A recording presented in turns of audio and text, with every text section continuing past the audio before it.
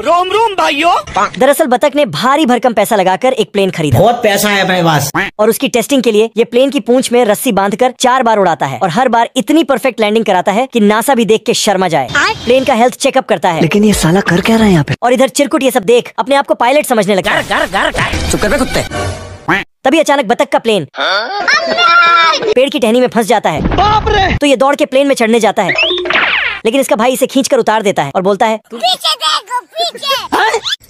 ससुर। लेकिन ये उसका बात नहीं मानता है और प्लेन में बैठकर सारे बटन ऑन करके आसमान में उड़ जाता है और विंग्स में आकर अपने भाई को चिढ़ाने लगता है। अरे दादा रे। तभी उसका भाई नीचे देखने के लिए बोलता है।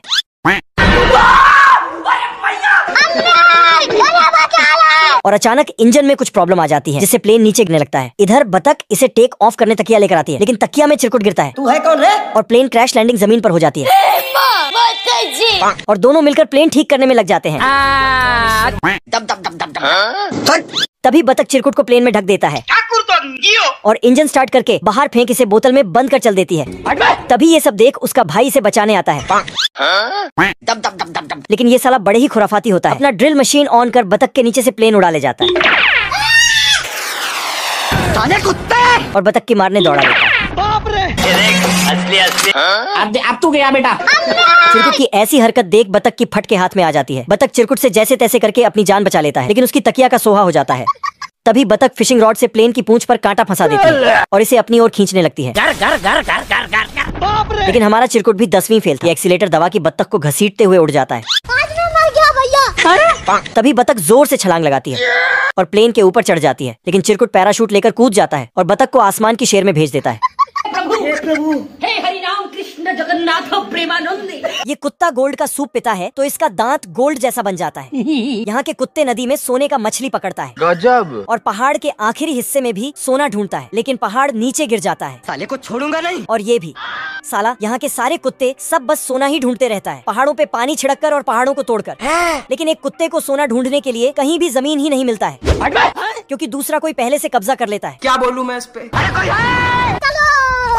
परंतु किस्मत ने अपने आप ही जमीन दिला दिया। फिर ये जाके सोना ढूंढने लगता है पर नीचे टपक जाता है। मैं नहीं डरता, मौत डरती है मुझसे। और हॉस्पिटल में जाके लेट जाता है। तभी डॉक्टर आके इसको चेक करता है पर कोई हलचल नहीं हो रहा था। हेलो। लेकिन अचानक से साला फिर से सोना ढूंढने चला जाता है। पैसा ही पैसा हो गया। लेकिन इसके नसीब में कंकड़ लिखा था।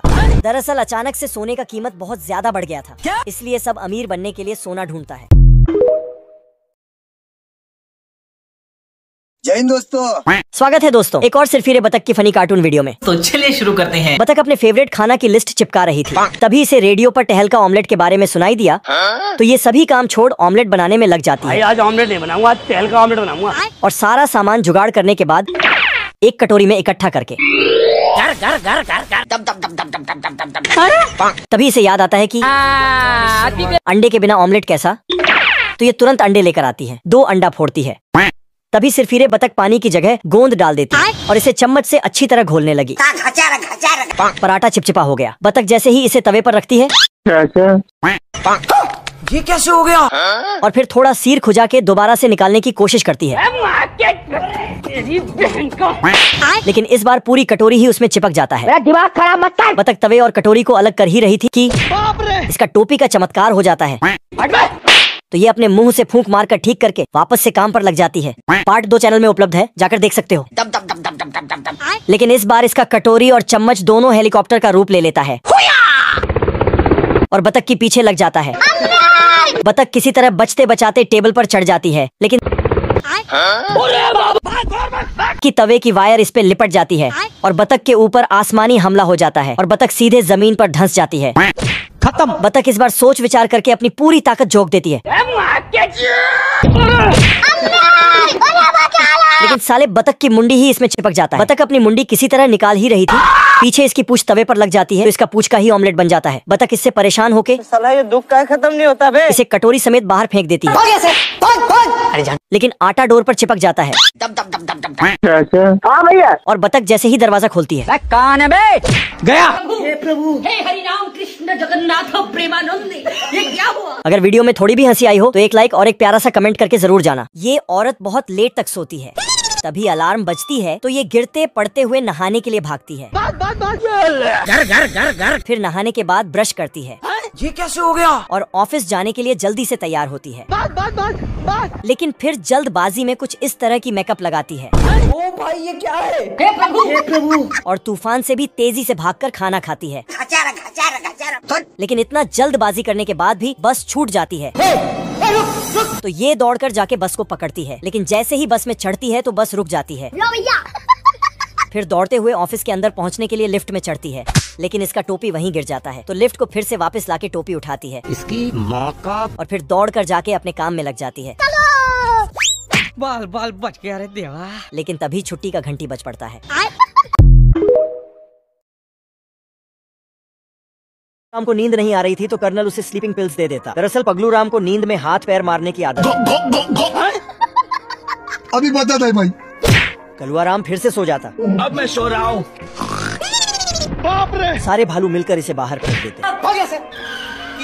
क्या हुआ? तभी पास पड़े पेड़ को देखकर उसके अंदर घुसने लगा। चल बड़वा। बड़े खतरनाक लोग हैं। अगर हम करें तो करें क्या? चल। पगलू राम वहाँ से भागकर एक घर के पास पहुँच गया और खिड़की से घर में लगे बेड को देखने लगा। साला ये दुख का खत्म नहीं होता बे। पगलू राम की ठंड से नाक चिपक गई। ये क्या हो गया? दरअसल ये घर कर्नल का था, इसीलिए पगलू राम की डर के मारे हालत खराब होने लगी। कर्नल से बचने के लिए पगलू राम बाथरूम में जाकर बैठ गया। कर्नल आता और शावर चलाकर चला जाता। गजब बेइज्जती। पता नहीं किस बहान चोद की नजर लग गई। पगलू राम अंदर से नहा धोकर बाहर निकलता तो সিংহ এখন জানলা দিয়ে হাঁসটাকে খোঁজে, শুকতে শুরু করে হালকা মিষ্টি মিষ্টি ফ্লেভার আসে। বার্থডে কেকের মতো আঙ্গুল দিয়ে কেটে আবার খাইতে শুরু করে। এটা আবার হাঁস দেখে ফেলে হাঁসটা এসে ঘুষি মারে। কত হিম্মত একবার দেখি সুটিয়ে লাল করে দেবো, নোংরামি বার করে দেবো। তো হাঁস দড়া তলে পড়ে গেছে, এবার উঠে দেখে তার কেকটা একেবারে চিটকে হয়ে গেছে। এটা দেখে অনেক রেগে যায়।